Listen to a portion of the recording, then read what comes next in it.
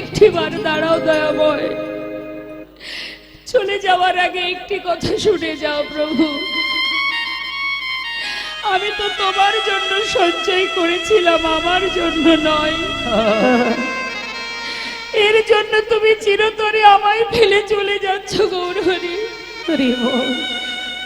তুমিও শুনে রাখো, এই অগ্রদ্বীপের মাটিতে দাঁড়িয়ে আমিও প্রতিজ্ঞা করলাম, ও দয়াময়, আজ তুমি চলে যাচ্ছ তো চলে যাও, আমি চাই না তোমায়, আমি তোমার সঙ্গী হতে চাই না, তুমি চলে যাও।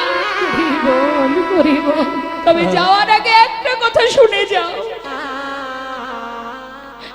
যদি আমি মনে প্রাণে তোমাকে ডেকে থাকি, যদি আমি তোমায় ভালোবেসে থাকি, আমার বলতে যা কিছু যদি তোমার চরণে সঁপে দিয়ে থাকি, আজ তুমি চলে যাচ্ছ, যাও, ফিরে তোমাকে আসতেই হবে, আসতেই হবে তোমার। এক পক্ষকালের মধ্যে তোমাকে আমার কাছে আবার ফিরে আসতে হবে। চলে যাও, আমি চাই না দয়াময়, আমি চাই না তোমার সঙ্গী হতে, তুমি চলে যাও। প্রভু চলে গেলেন। ধুলায় গড়াগড়ি দিয়ে কাঁদছে গোবিন্দ ঘোষ, আর মনে মনে বলছে, দয়াময়, তুমি শুধু আমার মুখের কথাটাই শুনলে, আমার অন্তরের ব্যথাটা একবারও বুঝতে চাইলে না প্রভু। হরি বল, হরি বল। কি নিয়ে বাঁচবো আমি, কি বা আছে আমার? যখন কাঁদছে মা, অগ্রদ্বীপের অন্যান্য যারা পাড়াপড়শি, তারা দেখছে এ তো আমাদের পাড়ার ছেলে, পথে ধরে বসে কাঁদছে। সবাই মিলে ধরাধরি করে তাকে তার ঘরে পৌঁছে দিল। কিন্তু যে এতদিন প্রভুর কাছে থেকেছে, একসাথে চলেছে, ফিরেছে, ঘুরেছে, তার কি আর এই সংসারে মন বসবে গো? আর ভালো লাগছে না। 15 দিনে এক পক্ষ কাল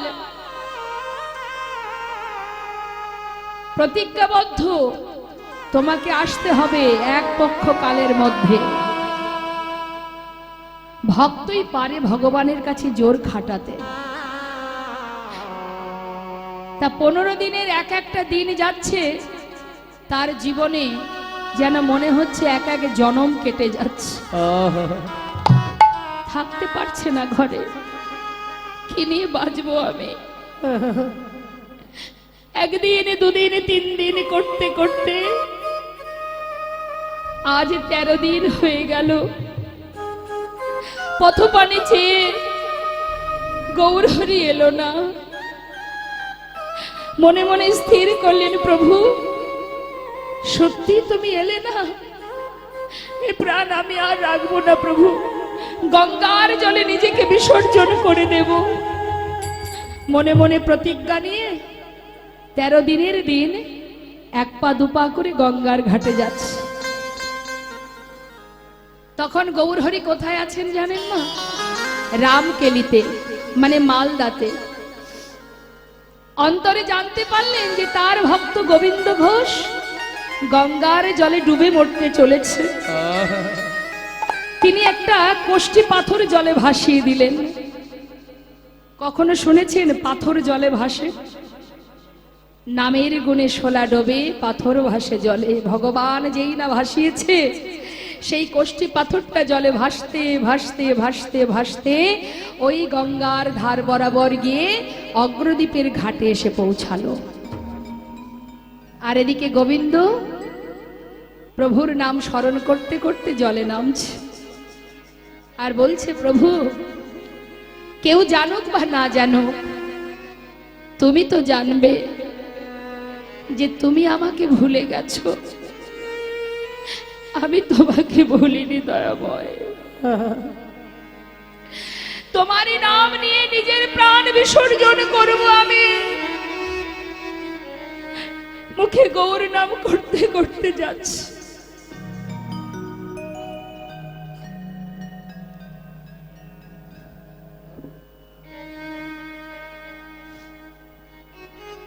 গাইতে গাইতে যাচ্ছে হরির চরণ শরণ। হরি হে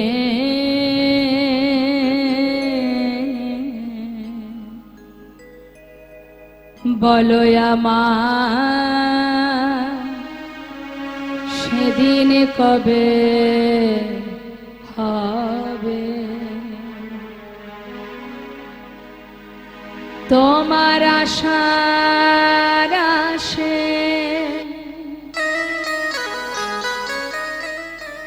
আছি বসে, তোমার আশার আশে দয়াল আছি বসে।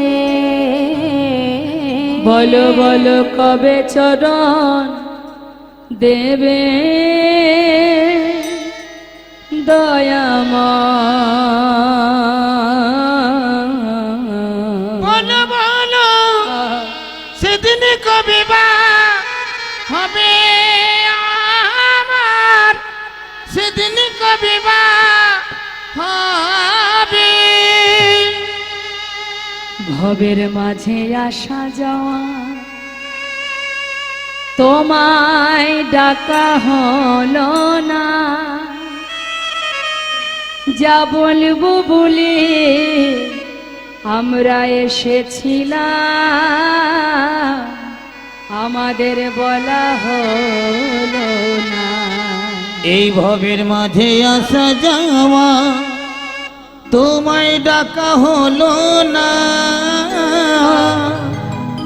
আমরা যা বলবো বলে এসেছিলাম তা বলা হলো না। তুমি পারে করতে শুনি বার্তা, কি পামায় আয় গৌর হরি বল হরি বল হরি বল। করুণা করুণাময় তুমি পারে করতা আমি শুনি বার্তা, বলো বলো কবে পারে করিবে দয়াময়। বলো বলো সেদিন কবে বা হবে আমার, সেদিন কবে বা হবে। একবার কৃপা করো হে দয়াময়, একবার কৃপা করো।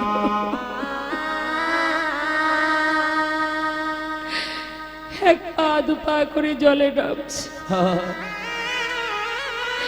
কোষ্ঠী পাথরটা এসে যেই না অঙ্গে লেগেছে, ভেবেছে কোনো মরা পোড়ানো কাঠ বোধহয় জলে ভেসে এসেছে। সামনে তো শ্মশান, হয়তো কোনো মরা পোড়ানো কাঠ ভেসে এসেছে, সেটাকে আবার দূরে সরিয়ে দিল, দিয়ে আবার এগিয়ে যাচ্ছে। আবার পাথরটা এসে গায়ে লাগছে, বারবার অঙ্গে লাগছে বলে সেটাকে হাতে তুলে নিয়ে তীরে উঠে আবর্জনার মধ্যে ছুঁড়ে ফেলে দিয়েছে। হঠাৎ দৈববাণী, গোবিন্দ কে? গোবিন্দ কে? কে তুমি? নিজেকে বিসর্জন করো না, ঘরে ফিরে যাও। তুমি কে? আমি দেখতে পাচ্ছি না কেন? তুমি ঘরে ফিরে যাও গোবিন্দ, নিজেকে বিসর্জন করো না। দৈববাণী শুনে আর মৃত্যু হলো না। ভক্তের মৃত্যু কি হয় গো মা? ভক্তের মৃত্যু হয় না, মরা হলো না। সেই দৈববাণী শুনে গোবিন্দ ঘোষ ঘরে চলে গেল। 13 দিন চলে গিয়ে আজ হলো 14 দিন। 15 দিনে এক পক্ষ কাল বাবা। ভক্তের ভক্তি যদি কানায় কানায় পরিপূর্ণ হয়ে যায়, ভক্তকে ছুটে যেতে হয় না ভগবানের কাছে, সে নিজেই আসে ভক্তের কাছে। ওই রামকেলি থেকে প্রভু আমার ভক্তগণকে নিয়ে আবার ফিরে এসে ওই অগ্রদ্বীপে গোবিন্দ ঘোষের ঘরের সামনে এসে দাঁড়ালেন। গোবিন্দ, কে? দরজা খোলো। কে তুমি? এ তো গৌরহরির কণ্ঠস্বর। তবে কি গৌরহরি এলো? যেই না দরজা খুলেছে, দেখছে বাইরে গৌরহরি, চরণটা জড়িয়ে ধরলেন। দয়াময় গৌরহরি, তুমি এসেছো প্রভু, তুমি এসেছো। আমি তোমায় ছেড়ে থাকতে পারবো না দয়াময়। কোথাও যাও, তুমি আমায় ছেড়ে কোথাও যাবে না। শান্ত হও, কথা দিলাম তোমাকে ছেড়ে কোথাও যাব না। আচ্ছা গোবিন্দ, আমি যে আসবো তোমার ঘরে তুমি নিশ্চয়ই জানতে? না তো প্রভু, কেউ তো কিছু বলেনি। কেন? আমার আগমন বার্তা তো আমি অনেক আগেই পাঠিয়ে দিয়েছি। পাওনি আগমন বার্তা? কই, আমি তো কিছু জানি না। ও গোবিন্দ, জলে ডুবে মরতে গিয়েছিলে? হ্যাঁ। কিছু পেয়েছিলে? পেয়েছিলাম একটা পোড়া কাষ্ঠ। কোথায় সে? আবর্জনার মধ্যে ফেলে রেখে এসেছি দয়াময়। যাও তো, শিগগিরই নিয়ে এসো। ছুটতে ছুটতে গঙ্গার ঘাটে গিয়ে আবর্জনার ভিতর থেকে সেটাকে তুলে দেখছি, কি এ তো কোষ্ঠী পাথর, গায়ে লেখা আছে কৃষ্ণ নাম। ছুটে এসে প্রভুর সামনে দেখালেন। ও দয়াময়, এই ছিল তোমার আগমন বার্তা? হ্যাঁ, এটাই আমার আগমন বার্তা। শোনো গোবিন্দ, এই কোষ্ঠী পাথরটি দিয়ে একটা বিগ্রহ তৈরি হবে, আর সেই বিগ্রহ তোমার ঘরে আমি স্থাপন করব। এক ভাস্করে সে বিগ্রহ তৈরি করলেন। সেই বিগ্রহ তৈরি হবার পর স্থাপন করে প্রাণ প্রতিষ্ঠা করে গৌরহরি নাম দিলেন গোবিন্দ। আজ থেকে তোমার ঘরে এই বিগ্রহের নাম গোপীনাথ। নিতাই গৌরহরি। প্রতিদিন ভিক্ষা করবে, সঞ্চয় করে রাখবে না, যা পাবে পুরোটাই সেবায় দিয়ে দেবে। আরো বলি শোনো, অগোবিন্দ, তোমার তো একা একা ঘরে ভালো লাগবে না, তুমি একটা বিবাহ করো। কেন বলুন তো এই কথাটা বললেন মা? এতদিন তো ভক্তকে এত পরীক্ষা হলো, এখনো পরীক্ষা শেষ হয়নি, এবার সংসার দিচ্ছে।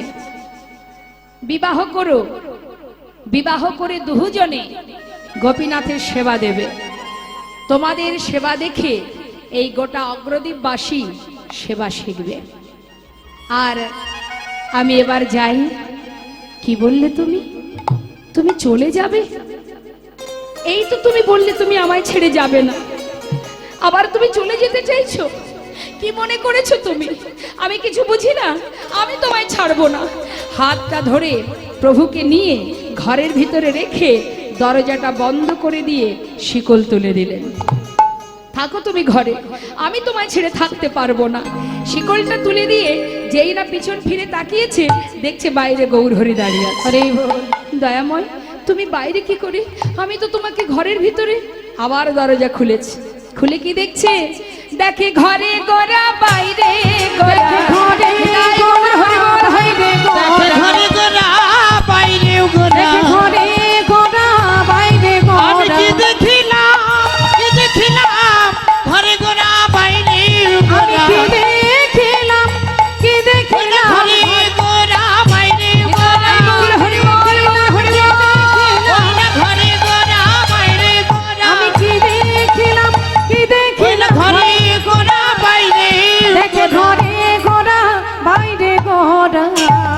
গোবিন্দ, তোমাকে কথা দিয়েছি তোমায় ছেড়ে যাব না, তুমি বিশ্বাস করতে পারলে না। শোনো গোবিন্দ, আমাতে আর গোপীনাথে একই অঙ্গ হয়। গোপীনাথের সেবা দিলে আমি পাইব নিশ্চয়। গোপীনাথের সেবা দিলে আমি পাইব নিশ্চয়। আমাতে আর গোপীনাথে অভেদ জানিও, শুদ্ধ ভক্তিতে গোপীনাথের সেবা যে করিও। শুদ্ধ ভক্তিতে গোপীনাথের সেবা যে করিও। গোপীনাথের সেবা দিলে সেই সেবা আমি পাবো। কেমন? এবার আমাকে বিদায় দাও দয়াময়। তুমি কোথায় যাবে? আমি কোথায় যাব জানো? আমার মন মানে না, আমি যাব বৃন্দাবনে। ও আমার মন মানে না, যাব বৃন্দাবনে। আমার মন মানে না, যাব বৃন্দাবনে। আমার মন মানে না, যাব বৃন্দাবনে। ওগো নয়ন ভরে, দুটি নয়ন দুটি ভরে, নয়ন ভরে, আমার দুটি নয়ন ভরে। ওগো নয়ন ভরে হেরব দুটি সদা। নয়ন ভরে, দুটি নয়ন ভরে, আজ নয়ন ভরে হেরিব সদাই ওই মদনা মোহনে। আমার মন মানে না, গৌর হরি বল, যাব গৌর হরি বল। বৃন্দাবনে। আমার মন মানে না, যাব বৃন্দাবনে। আমার মন মানে না, যাব বৃন্দাবনে। ওমা, প্রভু আমার ভক্তগণকে নিয়ে চলে গেলেন, গোবিন্দ ঘোষকে সব কিছু বুঝিয়ে দিয়ে গেলেন। প্রতিদিন ভিক্ষা করবে, সঞ্চয় করে রাখবে না, পুরোটা সেবাই দেবে গোপীনাথের, বিবাহ করবে, সব বুঝিয়ে দিলেন। এখন প্রভুর আদেশ মতো গোবিন্দ ঘোষ প্রতিদিন ভিক্ষা করে দিনে 4 বার সেবা দেয়। নিতাই গৌর হরি বল। গোপীনাথের সেবা হয় দিনে 4 বার। আর ওই যে গৌর হরি বলে গেছেন বিবাহ করবে, 1 বছর গেল, সুকন্যার সন্ধান পেয়ে দেরি না করে গোবিন্দ ঘোষের বিবাহ হলো। যেদিন বিবাহ হলো সেদিন স্ত্রীকে নিয়ে ঘরে আসবার পর তার পরদিন থেকে ভগবানের সেবা 4 বারের জায়গায় হয়ে গেল 3 বার, মানে কমতে শুরু হলো। 1 বছর যেতে না যেতে পুত্র সন্তান হলো। ছেলের নাম রাখলেন ভগবানের নামে। ঘরে যে বিগ্রহ তার নাম কি? গোপীনাথ। ছেলের নাম রেখেছে গোপীনাথ। নিজের স্ত্রীকে বলছে, মাধবী, যেদিন আমার অন্তিম সময় আসবে সেদিন যদি আমি সবাইকে ভুলে যাই, নিজের ঔরসযত সন্তানের নাম তো ভুলবো না, তাই ছেলের নাম থাক ভগবানের নামে। যদি সজ্ঞানে মরি তাহলে প্রভুকে ডাকতে ডাকতেই মরবো, আর যদি সবকিছু বিস্মরণ হয়ে যায় ছেলের নাম ধরে ডাকলে তবু তো প্রভুর নামটা উচ্চারণ হবে। খুব ভালো কথা। তাই নিজের ছেলের নাম রেখেছে গোপীনাথ। এটা আমার পুত্র গোপীনাথ, আর এ হলো আমার বিগ্রহ গোপীনাথ। আমি 2 পুত্রের পিতা। তা যেদিন সন্তান ঘরে এলো সেই দিন থেকে ভগবানের সেবা আরো 1 বার কমে গেল। 4 বারের জায়গায় এখন হয়ে গেল দিনে 2 বার। সংসার বড় হয়েছে না? দেখবেন আমাদের যখন কিচ্ছু থাকে না মা, তখন ভগবানই আমাদের সর্বেশ্বর হয়। তিনি ছাড়া আমাদের আর কেউ থাকে না। যখন ভগবান একটা একটা করে মনোবাঞ্ছা পূর্ণ করতে থাকে, টাকা পয়সা, বিষয় সম্পদ, ছেলে মেয়ে ইত্যাদি ইত্যাদি, তখন তাদের চিন্তা করতে গিয়ে আমরা ভগবানকে দিনে 1 বার যে সেবা দেব সেই সময়টুকু আমাদের হয়। অনেকেই বলে, দেখবেন সময় কখন তার সেবা দেব, সময় কখন। বাড়ির ছোট ছোট মেয়ে থাকলে তাদেরকে বলি, হ্যাঁ রে বাবা, তুই যদি স্কুলে যাস, স্কুলে যাওয়ার আগে একটু ঠাকুর ঘরে ঠাকুরের সামনে একটা থালাতে গ্লাসে জল দিয়ে থালাতে একটা বাতাসা কি 2টো বাতাসার একটা তুলসী পাতা দিয়ে যা। আমার বাবা সময় নেই, নিতাই গৌর হরি বল। বলি না মা, বাচ্চাদের দিয়ে তাড়াতাড়ি কাজটা করে নি, সময় কোথায়? সারা দিন এদিক ওদিক সেদিক সংসারে ত্রিতাপ জ্বালা, এই জ্বালার দিকে ছুটবো না ভগবানের সেবা দেব? কিন্তু যখন কিচ্ছু থাকে না আমাদের, তখন দেখবেন গোবিন্দ ছাড়া আমাদের জীবনে আর কেউ থাকে না। কৃষ্ণ কৃষ্ণ কৃষ্ণ কৃষ্ণ। তাই এটা শুধু গোবিন্দ ঘোষ নয়, এটা আমাদেরও হয়। এখন হলো কি, প্রভু দেখলেন ভক্ত মায়ার বাঁধনে এমন ভাবে আবদ্ধ হয়েছে, দিনে দিনে ভগবানকেই ভুলে যাচ্ছে। তা মায়া আমি যেমন দিয়েছি তেমন মায়া আমি কাটিয়ে নেব। তা কিভাবে কাটাচ্ছে মা? একদিন ভিক্ষা করে এসে ঘরে ফিরে নিজের স্ত্রীকে ডাকছে, মাধবী, যা কিছু ভিক্ষা করেছি 2 ভাগ করো, 1 ভাগ রন্ধন করো আর 1 ভাগ তুলে রাখো। আমি চললাম গঙ্গায়, স্নান করে এসে গোপীনাথের সেবা দেব। স্নান করে এসে দেখছি কি, ভিক্ষার ঝোলাটা যেখানে রেখেছিল সেইখানে পড়ে আছে, রান্না হয়নি। মাধবী কোথায় গেল? ডাকতে ডাকতে ভিতর ঘরে প্রবেশ করছে, মাধবী এখনো রান্না করলে না? কখন সেবা হবে প্রভুর? ও মাধবী, বলে গেলে কোথায়? ডাকতে ডাকতে ঘরের ভিতরে প্রবেশ করে দেখছে বিগ্র গোপীনাথের চরণে তার স্ত্রী মাধবী উপুড় হয়ে পড়ে আছে। মাধবী, এখন কি গোপীনাথের চরণ ধরে পড়ে থাকার সময়? কত বেলা হয়ে গেল, রন্ধন করবে, সেবা দেবে, তারপরে যা খুশি তাই বলো, ওঠো ওঠো, শিগগিরই ওঠো। কিন্তু সাড়া দেবে কি করে? দেহে তো আর প্রাণ নেই। মাধবী, এত করে ডাকছি তুমি শুনতে পাচ্ছ না? কি হলো তোমার? কোনো উত্তর নেই। বারবার ডাকা সত্ত্বেও সাড়া পাচ্ছে না। 1 পা 2 পা করে কাছে গিয়ে মাধবীর অঙ্গখানি যে স্পর্শ করেছে, দেখছে মাধবীর রসার দেহ। চিৎকার করে উঠেছে, মাধবীকে বুকে জড়িয়ে ধরে,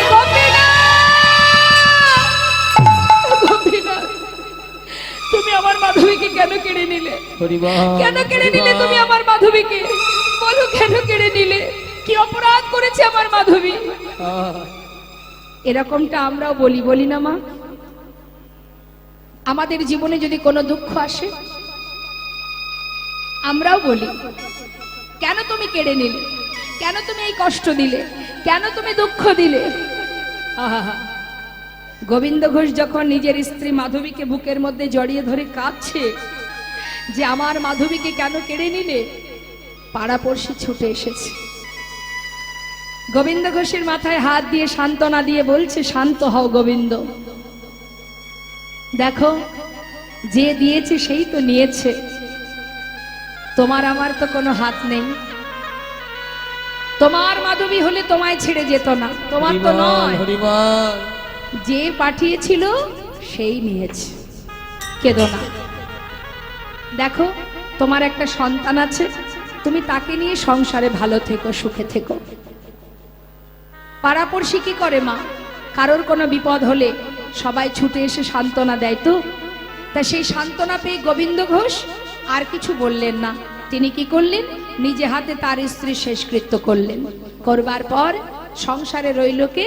তার একমাত্র সন্তান, বয়স খুবই কম, 5 বছরের শিশু। ছোট্ট ছেলেটাকে নিয়েই তার দিন কাটে। প্রতিদিন ভিক্ষা করে আর সন্ধ্যাবেলা ঘরে ফিরে এসে সন্তানকে নিয়ে সারা রাত কাটিয়ে দেয়। 5 বছরের ছোট্ট ছেলে নিজের মা বাবাকে চিনতে শেখে। হঠাৎ একদিন ছোট্ট ছেলেটি বাবার কোলে বসে জিজ্ঞাসা করছে, বাবা, এই জগতে সকলেরই মা আছে, আমার মা কোথায়? বলে উঠলেন গোবিন্দ ঘোষ, গোপীনাথ, আমি তো আছি, তুই তুই দুঃখ করিস না, আমি তো আছি বাবা, আমি তোর কোনো কষ্ট রাখবো না, দেখিস তোর কোনো দুঃখ রাখবো না, আমি তো আছি, আমি তোর মা, আমি তোর বাবা। ছোট্ট সন্তান বাবার এই কথাটাকে কিছুতে মানতে পারে না। বাবা, সন্ধ্যাবেলা আমার বন্ধুরা মায়ের কোলে করে ঘরে ফেরে, আর আমি প্রতিদিন একা একা পায়ে হেঁটে ঘরে আসি। আমার মা তো কোনোদিন আমাকে কোলে করে আদর করে না, আমার মা তো আমাকে খাওয়ায় না, ঘুম পড়ায় না। বলো না বাবা, আমার মা কোথায়? বারবার যখন এমন কথা জিজ্ঞাসা করে, একদিন সহ্য করতে না পেরে বলে উঠলেন গোবিন্দ ঘোষ, তুই মায়ের কথা জানতে চাস? তবে যা, ওই মন্দিরে যে দাঁড়িয়ে আছে ওর কাছে গিয়ে জিজ্ঞাসা কর তোর মা কোথায়। 5 বছরের ছোট্ট শিশু প্রভুর কথা, আহা, বাবার কথা শুনে মনে মনে ভাবলু, তাহলে বোধহয় গোপীনাথই জানে আমার মা কোথায়। ঠিক বাবা যখনই গঙ্গায় স্নানে চলে গেল, সেই সময় 1 পা 2 পা করে মন্দিরে ঢুকেছে। বিগ্র গোপীনাথের সামনে বসে পুত্র গোপীনাথ করজোড়ে বলছে, গোপীনাথ, আমার বাবা বলল তুমি নাকি জানো আমার মা কোথায়। বলো না গোপীনাথ, আমার মা কোথায়? ও গোপীনাথ, একটিবার বলো না মা কোথায়। হরিবল হরিবল। বলে দা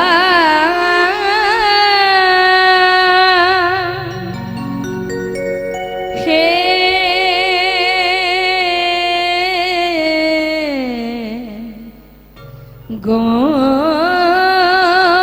গোপীনাথ, বলো বলো কোথায় আমার মা। বলে দাও হে গোপীনাথ, বলো কোথায় আমার মা। হারিয়ে গেছে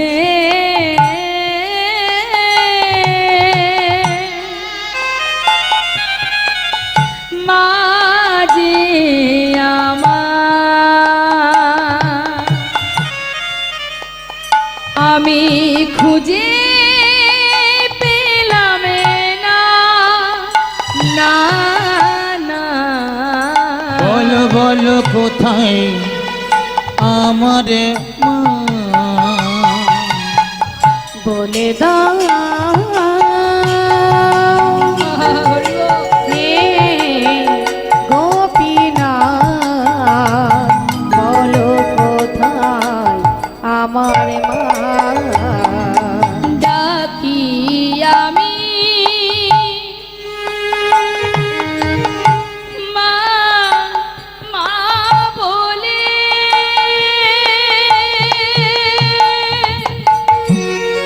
মা যে আমায় নেয় না কোলে।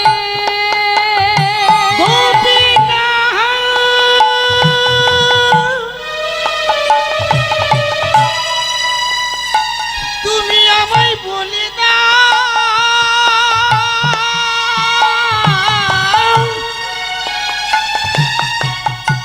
মা ছাড়া এই প্রাণ বাঁচে না। তুমি একবার বলে দাও গোপীনাথ। ডাকি আমি মামা বলে, মাঝে আমায় নেই না কোলে। হারিয়ে গেছে মা যে আমার, হারিয়ে গেছে মাঝে আমার, আমি খুঁজে পেলাম না, বলো কোথায় আমার মা।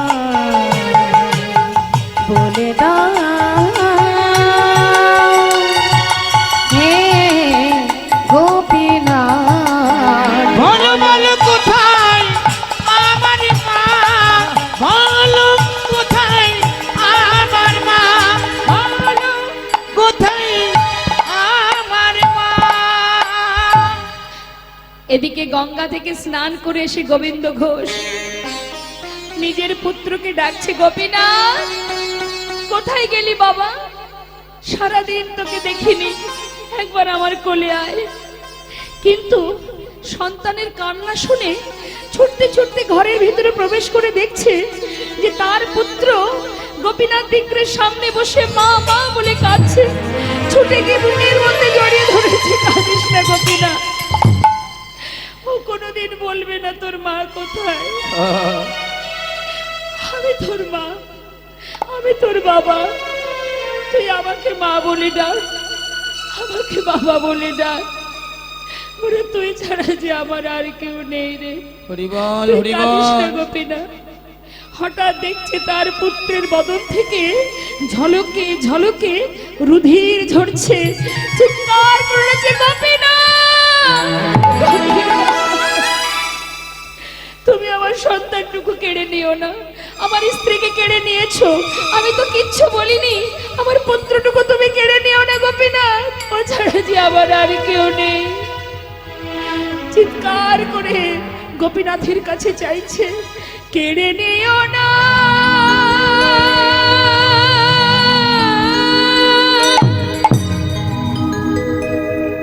প্রভু গো,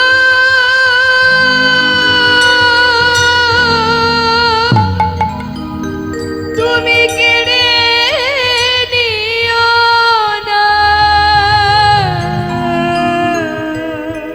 তুমি যে ব্যথা রে কেড়ে নিও না গোপীনাথ, আমায় ব্যথা দিও না। ফিরিয়ে দাও আমার সন্তানটুকু, ফিরিয়ে দাও। ও গোপীনাথ, আমি তো কোনোদিন বলিনি আমার সংসার দাও, আমার স্ত্রী দাও, আমার পুত্র দাও, আমি তো তোমার কাছে কোনোদিন কিছু চাইনি, তুমি তো নিজেই দিয়েছিলে। একবার বলো প্রভু, সন্তান যখন দিলে তবে কেড়ে কেন নিতে চাইছো? ফিরিয়ে দাও। কোলের মধ্যে দেখতে দেখতে তার সন্তানের প্রাণ পাখি উড়ে চলে গেল। পিতার কোলেই পুত্র প্রাণ হারালো। মৃত সন্তানকে নিয়ে গঙ্গার ঘাটে গিয়ে মাটি খুঁড়ে সন্তানের সমাধি দিয়ে ঘরে ফিরে এলো। গঙ্গা থেকে স্নান করে ঘরে ফিরে শুদ্ধ বসন পরিধান করে বিগ্রহ গোপীনাথের সামনে দাঁড়িয়ে বলে উঠল, এমন নিষ্ঠুর তুমি কি করে হলে দয়াময়?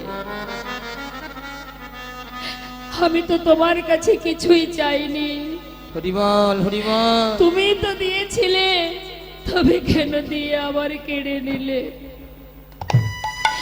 কি নিয়ে বাঁচবো আমি? বাবা বলে ডাকবার সন্তানটুকু তুমি রাখলে না, কে আর আছে আমার? কি নিয়ে বাঁচবো আমি? ঘরের মধ্যে শুধু ধুলায় গড়াগড়ি দেয় আর কাঁদে, হরিবল হরিবল। আর নিজের পুত্রকে ডাকে, গোপীনাথ কোথায় গেলি বাবা? একবার ফিরে আয়, একবার বাবা বলে ডাক। ও গোপীনাথ তুই কোথায় রে? একবার ফিরে আয় বাবা।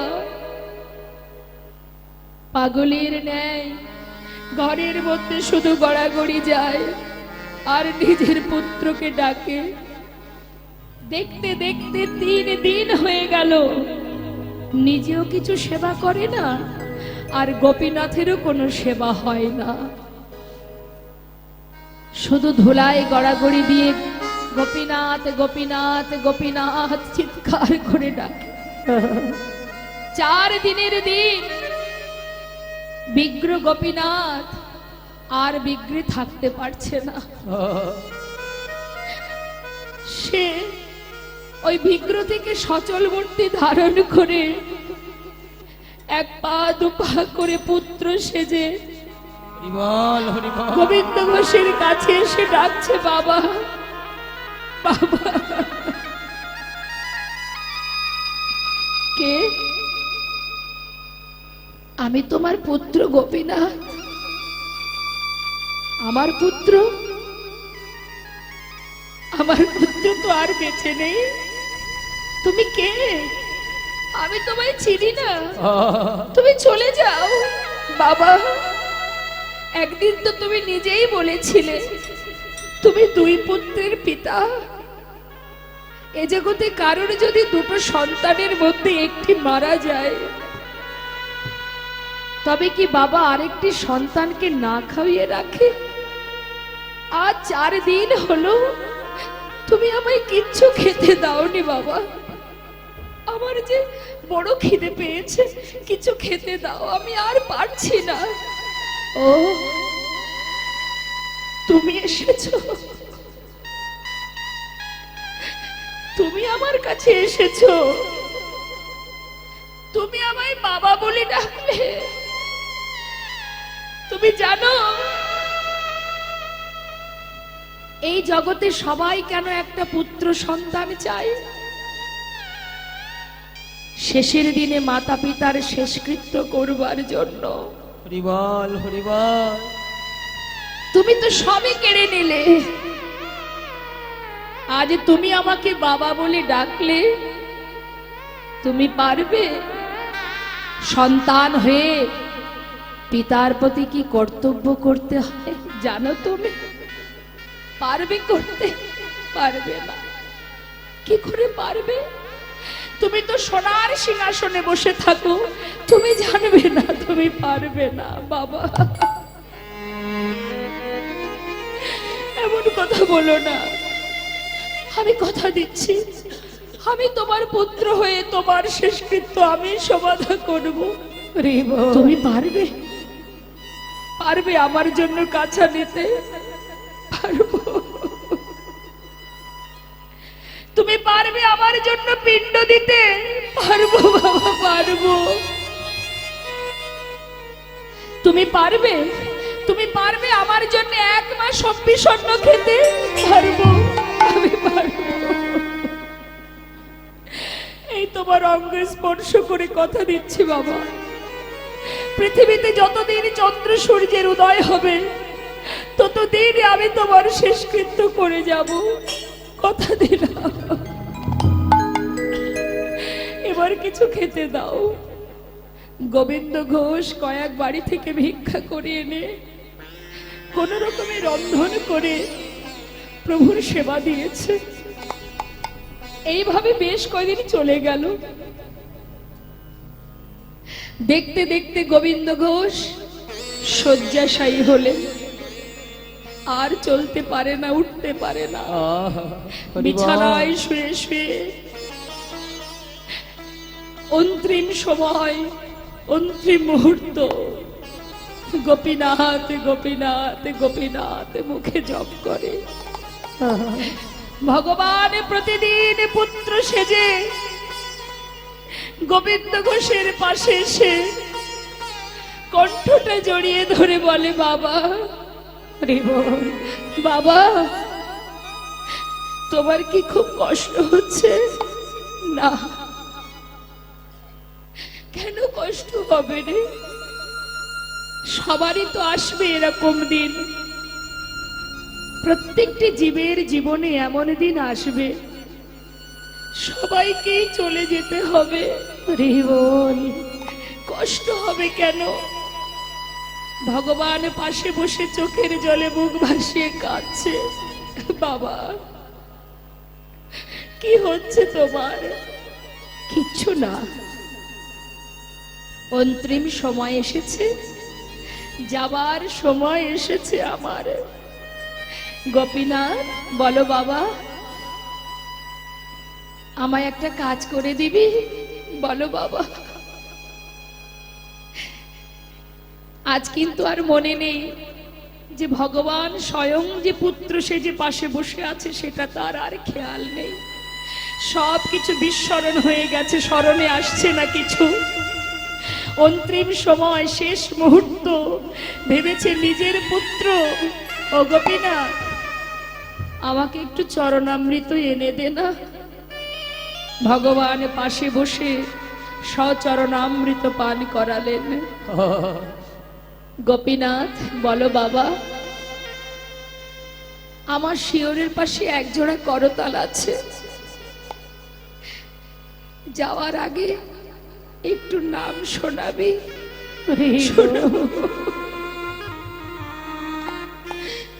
করতাল হাতে নিয়ে চোখের জলে বুক ভাসিয়ে কাঁদছে ভগবান। ভক্তের চারিপাশে ঘুরে ঘুরে হরি নাম করছে, হরে কৃষ্ণ হরে কৃষ্ণ কৃষ্ণ কৃষ্ণ হরে হরে, হরে রাম হরে রাম রাম রাম হরে হরে।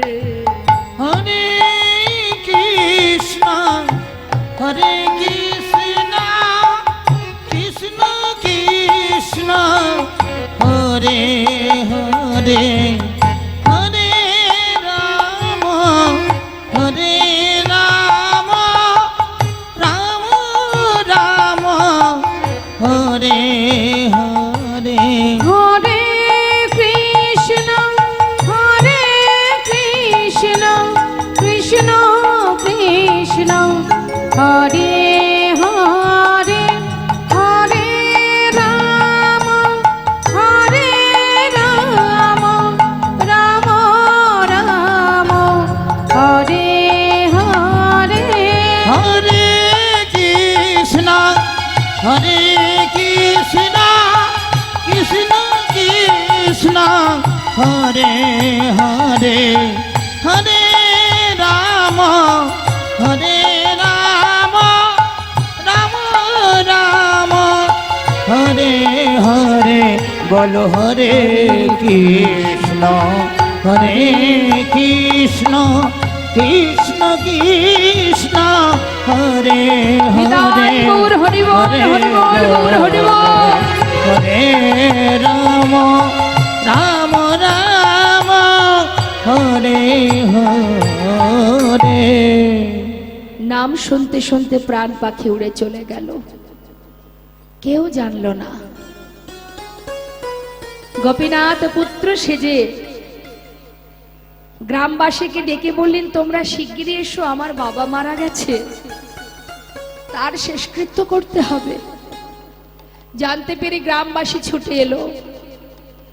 গোবিন্দ ঘোষের ঘরেই মাটি খুঁড়ে গর্ত করে তার মধ্যেই গোবিন্দ ঘোষের সমাধি দিল। কিন্তু মন্দিরের পূজা কে করবে? গ্রামের এক দ্বিতীয় পূজারী ঘুম ঘরে স্বপ্ন দেখলো, প্রভু যেন তাকে বলছে, পূজারী মন্দিরে প্রবেশ করে আমার রাজবেশ খুলে দাও, আমাকে কাছা পরিয়ে দাও, প্রতিদিন একবার হব্বিষণ্ণ করে 1 মাস আমাকে সেবা দেবে। 1 মাস পর চৈত্র মাসে মধুকৃষ্ণ একাদশী তিথিতে আমাকে স্নান করিয়ে শুদ্ধ বসন করাবে। কেন প্রভু? আমি আমার পিতার পিণ্ড দান করব। হরি বল হরি বল। সমস্ত অগ্রদীপবাসীকে নিমন্ত্রণ করবে, সবাই যেন আসে, আমি সবাইকে সেবা দেব। তাই মাগো, ওই মকর সংক্রান্তি তিথিতে গোপীনাথকে কাছা পরিয়ে যারা যাননি দর্শন করে আসবেন, যারা যাননি দেখে আসবেন একবার গিয়ে। ওই দিনই গোপীনাথকে নতুন বস্ত্র পরানো হয়, কাছা পরানো হয়, আর সেই কাছা পরিধান করিয়ে ভগবানকে গঙ্গার ঘাটে নিয়ে যাওয়া হয়। আর সেই দিনই ভগবান নিজ হাতে পিণ্ড দান করেন ভক্তের জন্য, যেটা আজও বর্তমান, যেটা আজও হয়ে চলেছে। এবং যতদিন পৃথিবীতে চন্দ্র সূর্যের উদয় হবে ততদিনই ভগবান ভক্তের জন্যই ক্রিয়া করে যাবেন। তাই আজ প্রভু আমার নিজে পুত্র সেজে হাতে করে পিণ্ড নিয়ে দাঁড়ালেন। দাঁড়াইল গোপীনাথ, দেখো পিণ্ড হাতে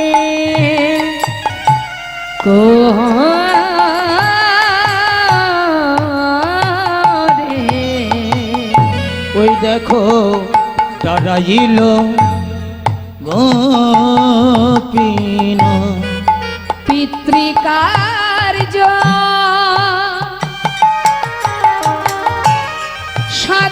সাধিবারে ও গোপিনা পিণ্ড করে পিতৃকার্য সাধিবারে গোপীনাথ পিণ্ড করে সে যে ভক্তেরি ভগবান যে ভগতেরি আজ ভগবান সে যে ভক্তেরি ভগবান অগ ভক্ত বাঞ্ছা পূর্ণ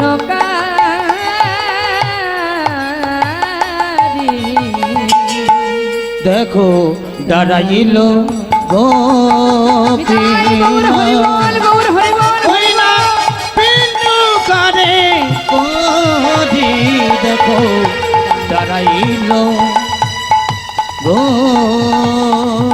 গোপিন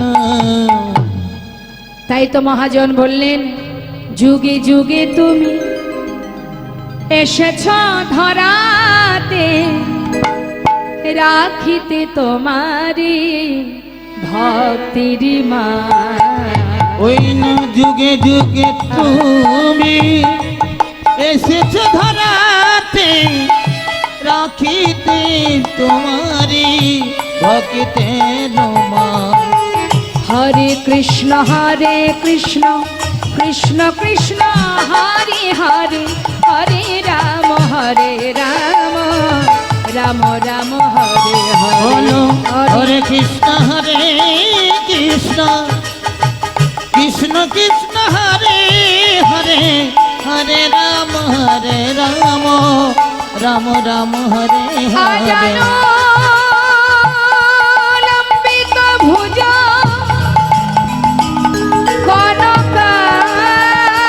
কনকাবদাত সংকীর্তন কপিতর কমলাতাক্ষ ওই নবী সম্ভর দ্বিজ বড় যুগ ধর্ম পালা বন্দে জগৎ প্রিয় করু করু করুণা অবতার হরে কৃষ্ণ হরে কৃষ্ণ কৃষ্ণ হরে হরে হরে রাম রাম রাম হরে বলো হরে কৃষ্ণ কৃষ্ণ কৃষ্ণ হরে হরে হরে রাম রাম রাম হরে হরে রাধেশ্যাম আমরা মায়ের একটি ভজন শ্রবণ করব সবাই মিলে একসঙ্গে তারপরে নিতাই গৌরে জয়ধ্বনি করব জয় রাধে রাধে হ্যাঁ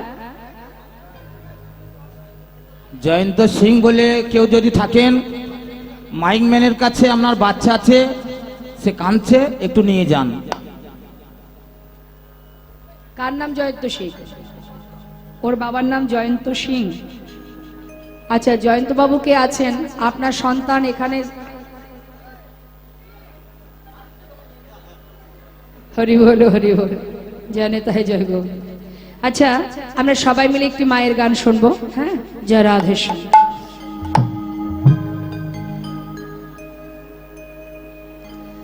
মা তোর চোখের কাজল সারা গায়ে মাখিয়ে দিলে কে মতর চোখের কাজল সারা গায়ে মাখিয়ে দিলে কে মা, মায়েদের তো অনেক রূপ তাই না এখনো কখনো বা দুর্গা মূর্তি কখনো চামুন্ডা কখনো কালিমা তাই ভক্ত বলছে মা তোর অঙ্গে এত রূপ। আহা, এই তো দুর্গা গৌরী মা। গৌরী মায়ের গায়ের বরণ কেমন, ফর্সা, আর কালী মা সেই একই তো মা। তাই বলছে ভক্ত বল না মা তোর সারা গা কি করে কালি হয়ে গেল? হ্যাঁ, চোখের কাজল সারা গায়ে মাখিয়ে দিলে কে?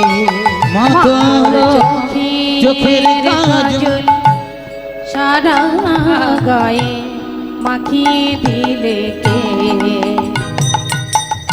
সাজিয়ে দিলে শ্মশান মাতৃ চিতা, সাজিয়ে দিলে শ্মশান চিতা, ওরে সাজিয়ে দিলে শ্মশান মাতৃ চিতা। সাজিয়ে দিলে শ্মশান চিতা, বল মা ভস্য দিলে কে? তোরে মাখিয়ে দিলে কে? মা তোর চোখের কাজল সারা গায়ে মাখিয়ে দিলে কে? হার মালা কোথায়